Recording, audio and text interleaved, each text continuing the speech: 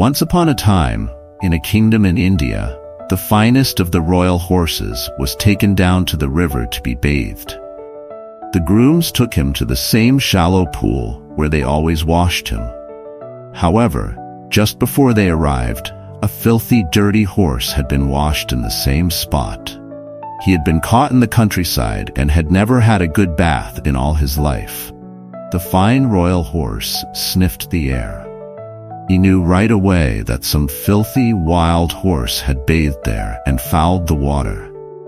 So he was disgusted and refused to be washed at that place. The grooms tried their best to get him into the water, but could do nothing with him. So they went to the king and complained that the fine, well-trained royal stallion had suddenly become stubborn and unmanageable.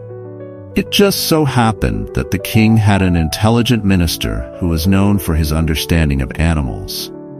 So he called for him and said, "Please go and see what has happened to my number one horse. Find out if he is sick or what is the reason he refuses to be bathed. Of all my horses, I thought this one was of such high quality that he would never let himself sink into dirtiness. There must be something wrong."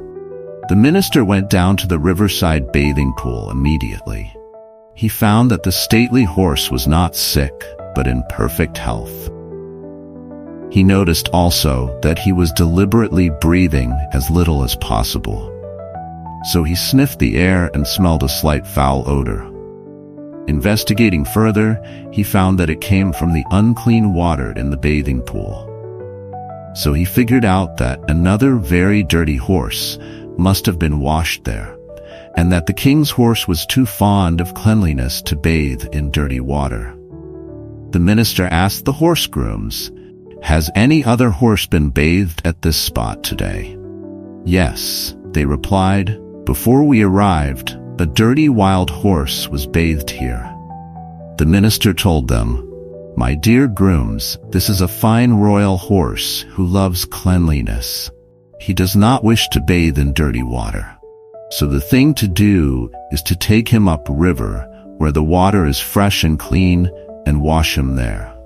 They followed his instructions, and the royal horse was pleased to bathe in the new place. The minister returned to the king and told what had happened. Then he said, "You were correct, Your Majesty. This fine horse was indeed of such high quality that he would not let himself sink into dirtiness." The king was amazed that his minister seemed to be able to read the mind of a horse. So he rewarded him appropriately. The moral is, even animals value cleanliness.